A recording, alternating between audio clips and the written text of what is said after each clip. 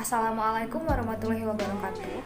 Perkenalkan, nama saya Anggita Pratami, NIM 19 10 20 40 12 dari kelas 5B jurusan Teknik Biologi dengan dosen pengampu Pak Hendra Lardiman, SSI MPD, dengan mata kuliah Biologi Konservasi.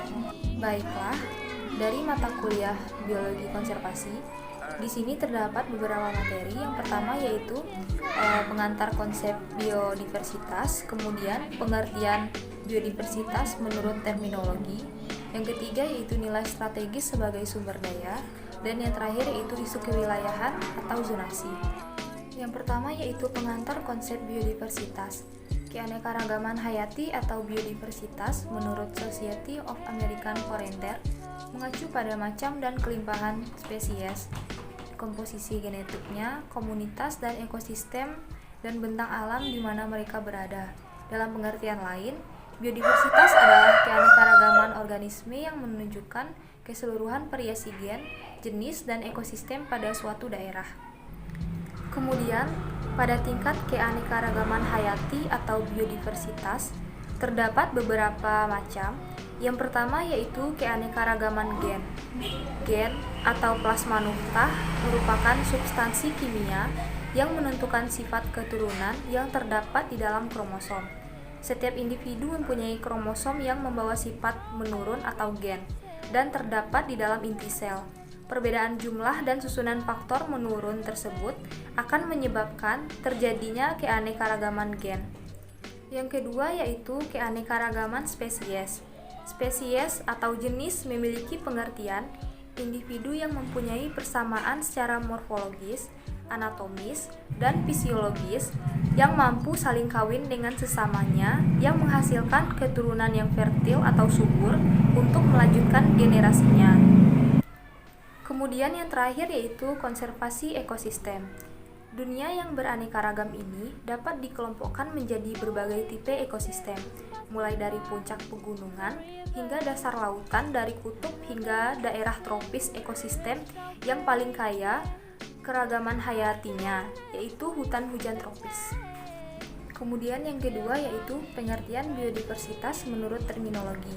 Keanekaragaman hayati atau biological diversity atau biodiversity merupakan istilah yang digunakan untuk menerangkan keragaman ekosistem dan berbagai bentuk variabilitas hewan, tumbuhan, serta jasa trenik di alam.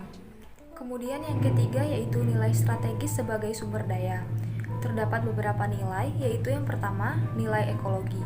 Nilai ekologi merupakan keberadaan keanekaragaman hayati pada suatu daerah sangat berperan besar untuk menjaga proses ekosistem, seperti daur zat dan aliran energi. Kemudian yang kedua yaitu nilai estetika dan budaya. Keanekaragaman hayati memiliki nilai estetika yang memberikan keindahan sebagai sarana untuk memberikan rasa kepuasan dan kebahagiaan pada orang yang menikmatinya. Yang ketiga yaitu nilai biologi.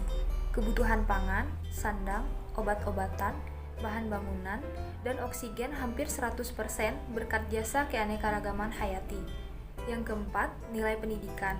Keanekaragaman hayati dapat digunakan sebagai pembelajaran dan sumber penelitian. Keanekaragaman hayati masih dilakukan penelitian dalam pencarian potensi suatu organisme, pemuliaan flora dan fauna, mencari sumber alternatif energi dan pangan, maupun pelestarian alam. Kemudian yang terakhir yaitu nilai religius. Keanekaragaman hayati juga memiliki fungsi untuk meningkatkan kita akan kebesaran Tuhan yang telah menciptakan alam raya ini dengan berbagai macam keindahan. Yang keempat yaitu isu kewilayahan atau zonasi. International Union for Conservation for Nature atau yang disingkat IUCN pada tahun 1994 menetapkan pengertian kawasan yang dilindungi atau protected area adalah sebuah wilayah daratan atau perairan yang ditetapkan untuk perlindungan dan pengawetan keragaman hayati dan sumber daya alam, serta budaya yang terkait, serta dikelola secara legal atau afektif. Kawasan konservasi yang dimaksud sebagai kawasan perlindungan keanekaragaman hayati yang ada di dalamnya. Pada contoh isu kawasan atau zonasi, yang pertama yaitu kawasan pelestarian alam, merupakan kawasan dengan ciri khas tertentu baik di darat ataupun di perairan yang mempunyai fungsi pengawetan keanekaragaman jenis tumbuhan dan satwa, serta pemanfaatan secara lestari terhadap sumber daya alam hayati dan ekosistemnya.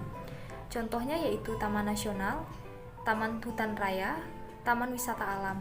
Yang kedua yaitu kawasan suaka alam. Kawasan suaka alam atau KSA merupakan kawasan dengan ciri khas tertentu, baik di daratan maupun perairan yang mempunyai fungsi pokok sebagai kawasan pengawetan keanekaragaman tumbuhan, satwa, dan ekosistemnya juga berfungsi sebagai wilayah sistem penyangga kehidupan. Contohnya yaitu cagar alam atau CA, dan yang terakhir kawasan suaka margasatwa atau SM. Baik, sekian penjelasan dari saya mengenai materi biologi konservasi. Jika terdapat kesalahan maupun kekurangan dalam penjelasan materi tersebut, saya mohon maaf. Wassalamualaikum warahmatullahi wabarakatuh.